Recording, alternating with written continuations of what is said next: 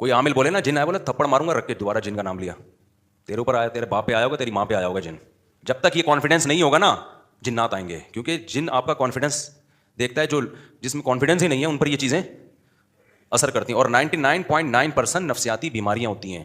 بچے کو جب آڑا ترشا ہونا شروع ہو جائے نا، اٹھ پٹانگ باتیں کر رہا ہے، فوراً کسی نفسیاتی ڈاکٹر کو دکھا دو گے تو قابو میں آ جائے گا.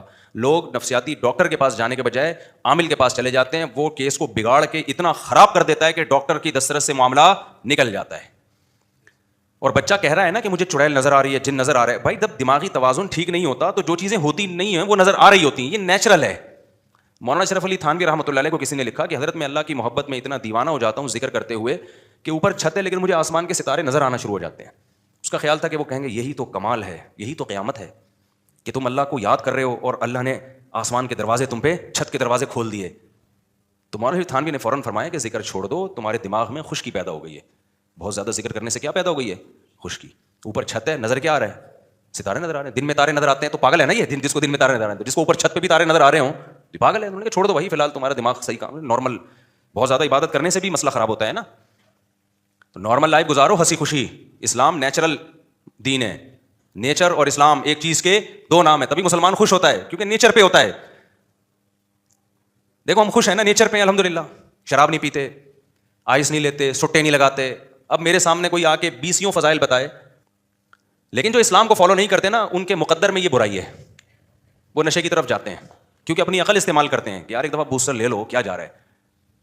حرام تو ان کے نظر میں تو حلال حرام کوئی چیز ہی نہیں ہے. وہ بوسٹر لیا، اس کے بعد ایک دم ایسے ہو گئے، ہواؤں میں اڑ رہے ہیں، چاند کی سیر کر کے آ گئے. انہوں نے کہا یار نیل آرم اسٹرانگ تو چاند پہ کتنی محنت کر کے گیا تھا، ہم یہیں بیٹھے بیٹھے کہاں پہنچ گئے؟ چاند پہ. ایک چرسی سے پوچھا نا، سنا ہے چرس پی کے لوگ چاند پہ پہنچ جاتے ہیں؟ تو کہہ رہا ابھی کہاں بیٹھا ہوں میں. تو لیکن رزلٹ کیا نکلتا ہے؟ وہ بوسٹر لینے کے بعد چسکا لگتا ہے. پھر کیونکہ زندگی میں ٹینشنیں تو آتی رہتی ہیں. ایک امتحان کی ٹینشن تھوڑی ہے، 20 ٹینشنیں اور آئیں گی. پھر ٹینشن آئے گی تو پھر یار وہ اس دن چھٹا لگایا تھا، بڑا مزہ آیا تھا، ٹینشن فری ہو گیا تھا، دوبارہ لگاؤ، ہوتے ہوتے اس کے بعد برباد، نشئی. یہ حساب ہوتا ہے. تو ہمیں اسلام نے بچا لیا، ہمیں ضرورت ہی نہیں ہے چھٹا لگانے کی. بھائی ایک چائے تھی، ہم نے وہ بھی بہت کم کر دی ہے. جان چھڑاؤ اس مصیبت سے بھی یار. جہاں جا رہے ہو چائے چائے چائے کا عذاب ہے، کوئی فائدہ نہیں ہے چائے کافی کا. وہ صرف پراٹھے کی رہ گئی ہے میری، کیونکہ وہ نوالا حلق میں چائے کے بغیر اترتا ہی نہیں ہے. اللہ کرے اس سے بھی جان چھوٹے. اب وہ پراٹھا ہی چھوڑنا پڑے گا. اب پراٹھا چھوڑ دیں تو پھر رہ کیا جائے گا یار. زندگی میں شادیاں بھی ہو گئی ہیں، پراٹھا ہی رہ گیا ایک انٹرٹینمنٹ کی چیز. خیر، تو چند خوبیاں، برائیاں ایسی ہیں جس کی وجہ سے ہماری ہر خوبی پہ ہر خوبی چھپ رہی ہے. یہاں لوگوں میں جذبہ ہے بیواؤں پہ، یتیموں پہ خرچ کرنے کا. خدا کی قسم ایسا جذبہ ہے، آنسو نکلتے ہیں. پتہ چل جائے کہ یہ محتاج ہے. یہ جو لوگ یہاں فقیروں کو دھکے دے رہے ہوتے ہیں نا، اس لیے کہ پتہ ہی نہیں ہوتا. 99 فقیر ڈرامے باز ہوتے ہیں. پتہ چل جائے نا یہ مستحق ہے، میں کہتا ہوں لڑائیاں شروع ہو جائیں گی کہ یار میں کھانا کھلاؤں گا، وہ کہے گا میں کھانا کھلاؤں گا. ہمارے استاد سعودی عرب میں بہت رہے، انہوں نے کہا سعودی عرب میں کوئی یتیم ہو جائے، آپ اربوں کی ہزاروں برائیاں کریں، یا یتیم ہو جائے نا، لڑائیاں ہو جاتی ہیں کہ کون کفالت کرے گا اس کی. یہ لڑائیاں ہو جاتی ہیں کون کفالت کرے گا یتیم کی. کیونکہ قرآن نے اتنے یتیموں کے حقوق بیان کیے ہیں، اتنے حقوق بیان کیے ہیں. آپ کو پتا ہے سعودی عرب میں کیس ہوا تھا، BBC میں رپورٹ آئی تھی. بوڑھی ماں، ایک بیٹا کہہ رہا تھا میرے پاس رہے گی، دوسرے نے کہا تیرے پاس نہیں میرے پاس رہے گی. بندوقیں نکل آئی تھی دونوں بیٹوں کی. تو کہا میں اپنی بوڑھی ماں کو تیرے پاس کیسے چھوڑوں بھائی. کورٹ میں کیس چلا ہے ان دونوں کا. کہاں کیس چلا ہے؟ عربوں کی بھی. جب آپ فرسٹ ٹائم ملو گے تو ایسا لگے گا بڑے برے ہیں، لیکن کسی قوم کے بارے میں بہت جلدی رائے قائم نہ کیا کرو. جب تک اس قوم میں گھل مل نہ جاؤ، ان کی زبان سے واقف نہ ہو، بہت کلوز نہ ہو جاؤ، پھر اس قوم کی خوبیاں کھل کے سامنے آتی ہیں. ہمارے انگریزوں کے بارے میں بھی بہت جلدی رائے قائم کر لیتے ہیں، عربوں کے بارے میں بھی، مسلمانوں کے بارے میں بھی. پہلی دفعہ میں تو میں بھی کتنے اچھے طریقے سے ملتا ہوں نا، نائس ٹو میٹ یو، میں بھی ملتا ہوں. تو کیا مطلب میں بہت اچھا ہو گیا ہوں؟ آپ رہ کے دیکھو، سفر کرو، پھر پتہ چلے گا بھائی یہ ایسا ہے بھی کہ نہیں ہے. نہ بری رائے قائم کرو نہ اچھی رائے قائم کرو. آپ بولو بھائی ہم اتنا طویل عرصہ ہم نے گزارا ہی نہیں ہے، ہمیں کیا پتہ اچھے ہیں کہ برے ہیں. عربوں میں آج بہت بعض چیزیں بڑی خوبی ہیں، ٹھیک ہے ان کے بد اخلاقی ہے ان لوگوں میں، ایئرپورٹ پہ ہی نظر آ جاتی ہے وہ، لیکن ہماری حرکتیں کون سا ٹھیک ہیں. سعودی عرب میں جو کرپشن میں پکڑا گیا ہے نا، 2 قومیں ہیں وہاں، مصر کے اور پاکستانی، اور ایک بنگلہ دیش. مصر میں بھی الحمدللہ اللہ کا فضل ہے، اللہ نے بڑا نوازا ان لوگوں کا. تو سارے مصری نہیں، یعنی بہت سارے لوگ. تو ایک امیج بہت برا بن گیا ہے ہمارا وہاں پہ. پھر بھی میں کہتا ہوں وہ جو بد اخلاقی سے پیش آتے ہیں ایئرپورٹوں پہ اور انگریزوں کو بڑی عزت دیتے ہیں، ہمیں نہیں دے رہے ہوتے، یہ بہت غلط ہے. لیکن یہ غلط ہے تو اس کا مطلب نہیں کہ سب کچھ ہی کیا ہے غلط ہے. وہاں یہ پتہ چل جائے نا یہ بندہ جو صحیح عرب ہے. اصل میں عرب میں بہت سارے 2 نمبر عرب بھی ہیں جو اصل عرب نہیں ہیں. ہر آدمی جب سعودی عرب میں معاشی ترقی ہوئی نا تو ہر آدمی نے جا کے وہاں رہنے کی کوشش کی ہے. خیر ابھی میرا یہ ٹاپک نہیں ہے کہ عرب اچھے ہیں برے ہیں, یہ اس پہ ایک نئی جنگ چھڑ جائے گی. ہم تو یہ بتا رہے ہیں بھائی کہ میں نے ایسے لوگ دیکھے ہیں 10-10 سال اپنے باپ جو لقوہ کا ہے یا فالج کا مریض ہے 10-10 سال اس کی خدمت کر رہے ہیں, پیشانی پر لکیر نہیں آ رہی. باپ تو دور کی بات بھائیوں کو پال رہے ہیں. ایک بھائی باہر جاتا ہے دوسرے بھائی کو کی معاشی ترقی کی فکر میں لگ جاتا ہے. یہ بڑی خوبیاں ہیں. قربانی پہ کتنا خرچ ہوتا ہے, کتنا گوشت غریبوں کو کھلایا جاتا ہے. اس غربت اور مہنگائی میں بھی کہیں کوئی حادثہ آ جائے, کہیں سیلاب آ جائے, کیسے لوگ تعاون کر رہے ہوتے ہیں بڑھ چڑھ کے, بہت زیادہ کرتے ہیں. لیکن وہی بات ہے چند خامیاں ایسی ہیں جس سے ساری خوبیوں پہ پردہ پڑ رہا ہے. وہی آدمی جو 1 کروڑ کا چیک یتیموں کے لیے نکال کے دے رہا ہوگا نا آپ کو, آپ اس سے 1 کروڑ نہیں 5 لاکھ کا لین دین کر لو, آپ کے پیسے پی جائے گا. وہ یتیم کو دے دے گا 1 کروڑ, جس کو 5 لاکھ دینے ہیں نا جو فرض ہیں اس کو 5 لاکھ نہیں دے گا. میں نے ایسے ایسے سخی لوگ دیکھے ہیں ٹرسٹوں میں دے رہے ہیں, ادھر دے رہے ہیں ادھر دے رہے ہیں, کروڑوں کروڑ روپے, اور جو جن کے پیسے لے کے بھاگے ہوئے ہیں وہ راتوں کو اٹھ کے بد دعائیں کر رہے ہیں میرے 50,000 تو دے دے میرے بھائی, خدا اس کے نہیں دیں گے. کیونکہ سوسائٹی میں یہ کلچر ہی نہیں ہے کسی سے پیسے لے کے دینے کا.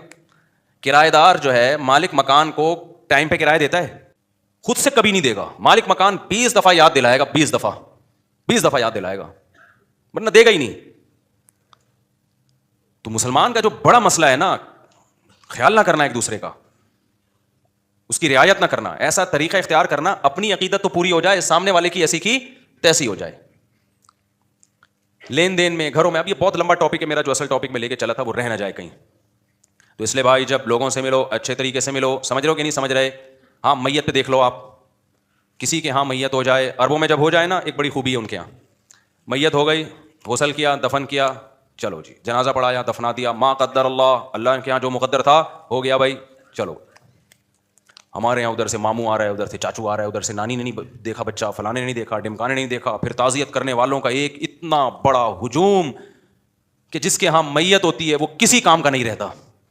میرے جب والد صاحب کا انتقال ہوا ہے, ہمارے والد صاحب بہت مشہور تھے ہمارے علاقے میں, بہت مشہور شخصیت تھے, جو جانتے ہیں ہمیں بچپن سے ان کو پتہ ہے, فیمس ترین شخصیت تھے, چونکہ دین کی خدمت انہوں نے بہت کی, تبلیغ جماعت کے امیر تھے. میرے والد صاحب کی رات 10 یا 11 بجے ڈیتھ ہوئی ہوگی, میں مدرسے میں تھا.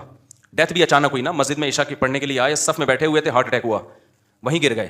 میں مدرسے میں تھا, ہمیں اطلاع نہیں تھی, لوگ اٹھا کے ہاسپٹل لے کر گئے ہیں تو پتہ چلا ہارٹ اٹیک ہوا ہے. تو اسی ہارٹ اٹیک کے دوران ان کی ڈیتھ ہو گئی. میرے پاس جب اطلاع پہنچی تو ڈیتھ ہو چکی تھی, لیکن بتانے والوں نے ہمیں ڈیتھ کا نہیں بتایا کہ ایک دم, کیونکہ ہم تو مل کے بالکل فٹ فاٹ تھے. تو بتانے والوں نے یہ بتایا کہ آپ کے والد صاحب کی طبیعت بہت خراب ہے, آپ چھٹی لے کے ہاسپٹل چلے جائیں. لیکن جب راستے میں پتہ چلا کہ جی ان کی ڈیتھ ہو چکی ہے, کتنی قیامت گزری ہمارے اوپر. رات 9 یا 10 بجے ان کی ڈیتھ ہوئی ہے, اور الحمدللہ فجر کے بعد ہم ان کو دفنا چکے تھے. اور یہ تاخیر بھی اس لیے ہوئی کہ قبر کھدنے میں تاخیر ہوئی ہے. اگر قبر اس سے پہلے تیار ہو جاتی تو فجر سے پہلے دفنا دیتے ہیں ہم ان کو. سمجھتے ہو کہ نہیں سمجھتے ہو؟ نہیں سمجھ رہے, میرا خیال ہے. یہ اجمیوں کی رسم ہے, یہ غیر مسلموں کی رسم ہے. میت پہ گھنٹوں گھنٹوں منہ دکھائی, رونمائی, پھر جب ہم نے فجر کے بعد دفنایا, اور فجر کے بعد بھی دفنانے میں تاخیر کیوں ہوئی ہے, میں نے بتایا نا, قبر کھدنے میں, پتھریلی زمین تھی, قبر کھودنے میں بہت ٹائم لگ گیا.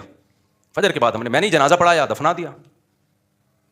اس کے بعد دوپہر 10 بجے تک محلے میں خبریں پھیلنا شروع کی, بھائی حافظ مسعود صاحب کا انتقال ہو گیا. میرے والد صاحب کا نام مشہور تھا, حافظ مسعود صاحب. لوگ آ رہے ہیں, بھائی کہاں ہیں؟ میں نے ہم تو دفنا چکے ہیں. یہ نہیں کہ ہمیں غم نہیں تھا, جو میرے اوپر قیامت گزری تھی وہ میں ہی جانتا ہوں. آج لوگ بات کہہ رہے ہیں نا, حضرت مولانا پہ اعتراض کر رہے ہیں کہ وہ ان کے اتنا بہت بیچارے غمزدہ ہیں, اللہ ان کے غم کو ہلکا کرے. بعض دفعہ انسان کو محبت ہوتی ہے بھائی, وہ طبیعی چیز ہے نا, یہ تو کوئی اپنے محبوب چھن جاتا ہے, انسان کو دکھ ہوتا ہے, غم ہوتا ہے, یہ نیچرل ہے, اس میں کوئی وہ نہیں ہے. تو میرے پر ایسی قیامت گزری تھی کہ ہم تو ایک دم سے ہو گیا نا, تصور ہی نہیں تھا. لیکن ہم فجر کے بعد دفنا چکے تھے. لوگ آ رہے کہہ رہے یار کل تک تو یہیں گھوم رہے تھے, مغرب میں تو ہم نے ملاقات کی ہے, تو غسل کب ہوا, کفن کب ہوا, پتہ ہی نہیں چلا. پھر بعض لوگوں نے دلیل دی کہ دیکھو آپ کو رکھنا چاہیے تھا ظہر تک, عصر تک رکھنا چاہیے تھا. جنازہ جتنا بڑا ہو اتنا ثواب زیادہ ہوتا ہے. یقیناً جنازہ جتنا بڑا ہو میت کو فائدہ زیادہ ہوتا ہے, لیکن وہ جنازہ جو سنت کے مطابق ہو. اگر آپ 6 مہینے تک جنازہ روک لو کہ پورا کراچی آ جائے تو جنازہ تو بہت بڑا ہو جائے گا, لیکن یہ عمل جائز ہوگا؟ ایک سنت پوری کرنے کے لیے ایک دوسری سنت کو آپ نظر انداز کر رہے ہو جو اس سے زیادہ امپورٹنٹ ہے. شریعت میں جلدی دفنانا یہ زیادہ امپورٹنٹ ہے بنسبت جنازے کو بڑا کرنے کے. ہمارے حضرت ایک مثال دیا کرتے تھے کہ سنت والا چھوٹا جنازہ وہ غیر سنت والے بڑے جنازے سے افضل ہے. سعودی عرب کے بادشاہ کی میت کو دیکھ کے فرانس یا جرمنی کا پادری مسلمان ہو گیا تھا اس کے جنازے کو دیکھ کے. سعودی عرب میں بادشاہ کی بھی ڈیتھ ہوتی ہے نا, بڑے آرام سے غسل, کفن, دفن, چلو خلاص. سمجھ رہے ہو. اور ملکہ برطانیہ کی جب ڈیتھ ہوئی تھی تو کتنے دنوں بعد دفن کیا ہے بتاؤ؟ 1 ہفتہ تو لگا ہوگا. فلانا آ رہا ہے، ڈمکانا آ رہا ہے، یوں آ رہا ہے فلانا. ابے بھائی ان کے لیے دنیا سب کچھ ہے، ہمارے لیے دنیا مسافر خانہ ہے. جو گیا وہ منزل پہ پہنچ گیا، ہم بھی آ رہے ہیں. یہ کوئی پہلی دفعہ تھوڑی ہوا ہے. نہیں آ رہی میرے خیال بات سمجھ میں؟ تو اس لیے مرو بھی آرام سے، مرنے بھی آرام سے. تو پہلے پہنچ گیا، ہم اگلے اسٹیشن سے آ رہے ہیں. ٹھیک ہے نا؟ وہ پہلے نکل لیا، ہم اگلی ٹرین سے. کیا خیال ہے بھائی پہنچنے؟ اس میں کیا غم ہونا تو ایک نیچرل ہے. اب یہ تھوڑی کہ بیٹے کا یا باپ کا غم نہ ہو، وہ تو ایک نیچرل ہے، وہ تو ہوگا بھائی. آپ کا بچہ امریکہ بھی جا رہا ہوتا ہے، آپ کو پتا ہے اگلے سال واپس آ جائے گا، پھر بھی آپ رو رہے ہوتے ہو کہ یار 1 سال کی بھی جدائی برداشت نہیں ہوتی.